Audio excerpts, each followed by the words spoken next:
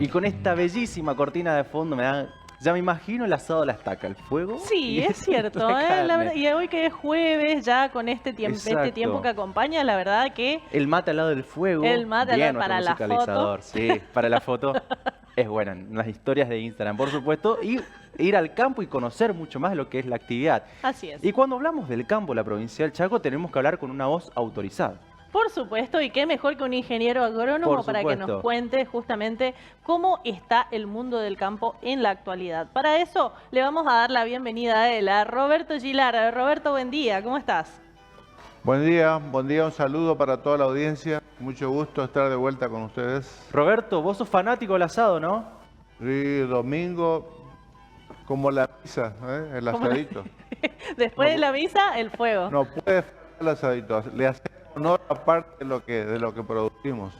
Muy bien, bien. ¿Viste? Eso es lo que... Eso es lo que vos querés, claro, ¿no? nos genera, estamos conectados. Bien, Roberto, ¿con qué hoy nos presentás? ¿Qué nos traes? Me parece importante, siempre decimos que nosotros en la producción agropecuaria o la producción primaria, como la queramos llamar, producimos comida, ¿sí? Sí.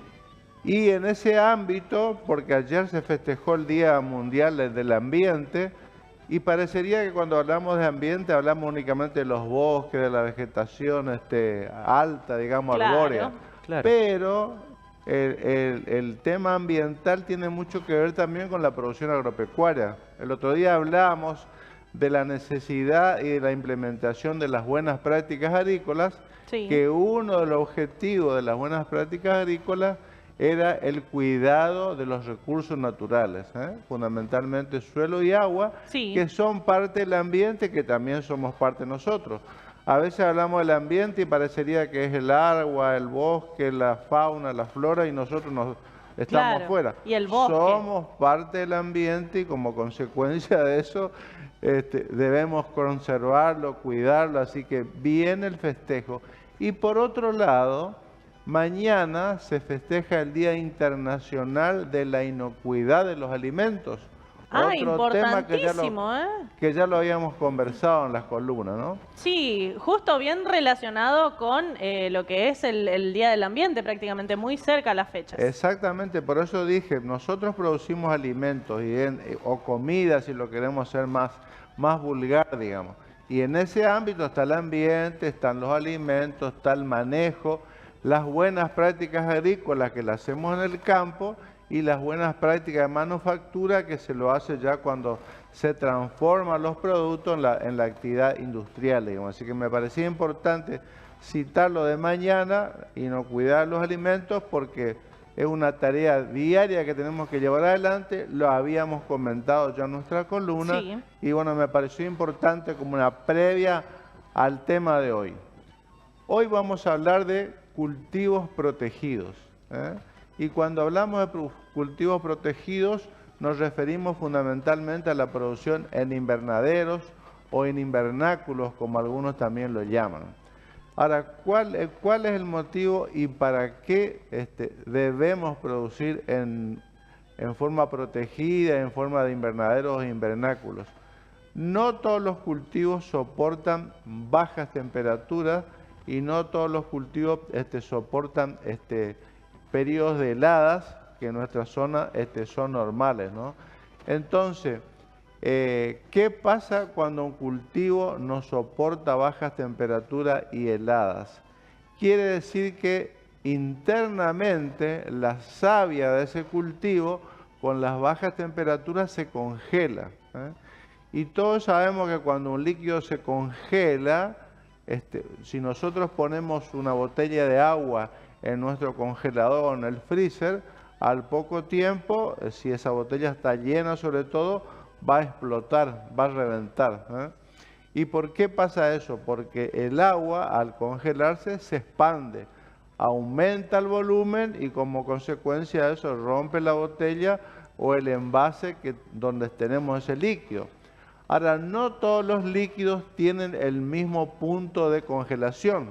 El agua tiene a 0 grados centígrados, pero los líquidos que tienen otros contenidos, como pueden ser alcoholes, como pueden ser azúcar, que aumentan su densidad, el punto de congelación baja. Por eso, si yo pongo agua en una botella, al poco tiempo explota. Pero si pongo vino, por citar una bebida conocida, claro, no va a pasar eso. El punto de congelación del vino es mucho más bajo de 0 grados centígrados. Entonces, en las plantas ocurre algo parecido. No todas las especies, no todos los géneros tienen el mismo contenido en su savia, digamos. Algunas son más acuosas, otras menos acuosas, y como consecuencia de eso toleran más o menos las heladas. En la planta, ¿qué pasa? Cuando hay temperaturas muy bajas y heladas, la savia se congela. Y al congelarse ocurre algo parecido a lo que decíamos con las botellas. El líquido se expande y rompe células. Sí. Y cuando se rompe células, la planta, por supuesto, muere. Entonces, los cultivos tienen distintas tolerancias en cuanto al periodo de congelamiento.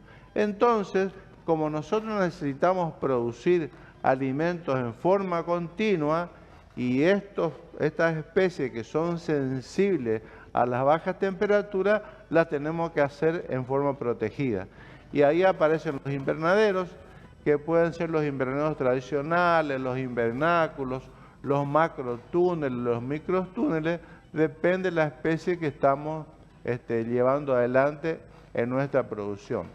Ahora, cuando hablamos de invernáculo, tenemos que tener en cuenta que ese invernáculo o ese macrotúnel o ese microtúnel tiene que estar bien cerrado por las horas de la noche, fundamentalmente, ¿no? Ahí vemos, por ejemplo, un macrotúnel. Esto tiene que estar bien cerrado y temprano ya a la siesta ya hay que tapar, cerrar todo, que no entre ningún tipo de ventilación, de aire frío. ¿Por qué? Porque ahí adentro, estamos viendo otra imagen de macro, ahí adentro tenemos que acumular la temperatura que nos da el sol durante el día. ¿Para qué? Para que cuando a la noche haya temperaturas bajas y heladas, dentro del invernadero tengamos temperaturas mucho más altas y como consecuencia de eso, el cultivo que tenemos dentro de nuestro invernadero, dentro de nuestro invernáculo, dentro de nuestro macrotúnel o dentro de nuestro microtúnel, no se congele. ¿Por qué no se va a congelar? Porque acumulamos temperatura, acumulamos calor durante el día, entonces a la noche vamos a tener un ambiente mucho más agradable y no se van a congelar las plantas que producimos o estamos llevando adelante.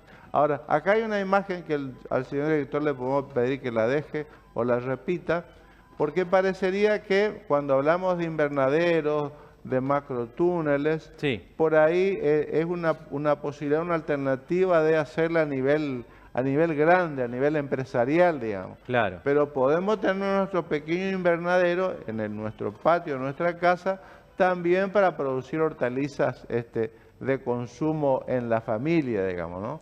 Justamente para protegerla, para conservarla y con las temperaturas bajas, nuestro cultivo no se queme, digamos. Ahí vemos una estructura de microtúneles que lo usamos en frutilla. Sí. Eso se tapa durante la noche, durante el día hay que destapar. En este caso lo vemos destapado durante el día. ¿Por qué?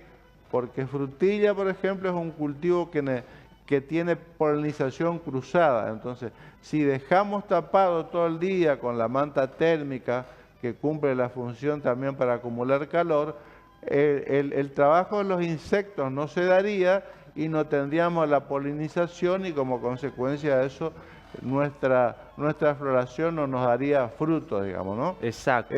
Pero bueno, hay distintos métodos para conservar, para tener producción continua durante el año, porque si no haríamos invernadero, no haríamos macrotúneles, no haríamos micro, por ejemplo, nosotros sí los microtúneles, frutilla no podríamos producir en el Chaco porque en la etapa de heladas se quemarían las flores, se quemarían las frutas y no tendríamos producción.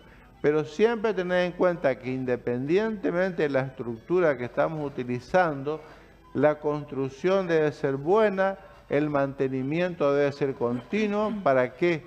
Para que no nos entre frío cuando bajan las temperaturas, porque si no, la temperatura dentro del invernadero va a ser la misma que la que está afuera, y obviamente que los cultivos que lo tenemos adentro se nos van a dañar, también se van a congelar como consecuencia de la baja temperatura. Entonces, independientemente de la estructura bien armada, buen mantenimiento, buena conservación de la estructura para que podamos tener continuidad de nuestros productos durante todo el año y, como decíamos al principio, tener alimentación, tener comida en cantidad y en calidad, dependiendo de cómo son las condiciones climáticas en cada región. Exacto, porque estos invernaderos agrícolas, para que la gente se pueda situar geográficamente, normalmente lo vemos en las rutas. Cuando estamos circulando, los vemos en la derecha o en la izquierda, que son estos invernaderos casi como domos. O los viveros también, ¿no? Exacto. Donde dice viveros siempre se pueden ver esos domos gigantes. Así es, sí, como es para aquella cierto. persona que quizás no visualice, pero que Claro. vas en ruta a cualquier lugar, sea al Gran Resistencia o saliendo a Corriente y demás, encontrás muchas actividades de esta, Roberto, porque Sí. es importante conocer también de qué se hace, cómo se hace y el cuidado necesario. Claro, porque nosotros por ahí lo encaramos a la estructura de invernaderos, de invernáculo en la producción fruto y hortícola. Pero Claro. también se pueden producir flores, también se pueden producir plantas ornamentales, también se pueden producir plantines forestales para el llevarlo en la etapa joven, mantenerlo, Sí. hasta que estén en condiciones de que lo podamos llevar al campo definitivamente y prosperen en condiciones naturales. Es decir, es una estrategia, una instalación, una metodología para producir distintas especies, pero fundamentalmente en periodos invernales. Ahora, si yo esa estructura la quiero utilizar para el verano, donde ya tengo que sacar la cobertura de polietileno o de plástico, como decimos del campo, y le puedo poner una estructura, una malla de media sombra, puedo también proteger los cultivos en la época de verano, Claro, de donde mucho las sol. temperaturas y el sol es muy intenso, y también en esa misma estructura puedo proteger cultivos, pero ya en otras condiciones de temperatura, de humedad, es decir, incrementar el riego que hacemos ahí adentro, incrementar la ventilación, y la estructura de malla de media sombra lo que me hace es bajar la insolación, bajar la Claro. irradiación, que es uno de los inconvenientes, independientemente de la temperatura y la humedad, que nos limitan para producir cultivos en la época invernal. Es decir, que la protección de los cultivos en realidad se hace durante el año. Claro. Asociamos nosotros los invernaderos en la época invernal, Claro. pero también en el verano hay otras especies, otros cultivos que podemos producirlo y que necesitamos producirlo para tener esta continuidad en la producción de alimentos que nos ocupa a todos, y que necesitamos que esto sea continuo, no solamente en la diversidad de productos, sino en la cantidad y en la calidad. Y las herramientas para lograr eso están, y esa es un poco nuestra función en estas columnas. Perfecto, Roberto. La verdad, súper completo, y para todas aquellas personas que pasan por viveros, que por ahí no saben cuál era la utilidad de estas mallas, de estas medias sombras o bien de estos polietilenos, ahora ya saben que es justamente para proteger todos los cultivos durante todo el año, ¿eh? Muchísimas gracias, Roberto. Muchas gracias a usted, un saludo a toda la audiencia y será hasta la próxima columna.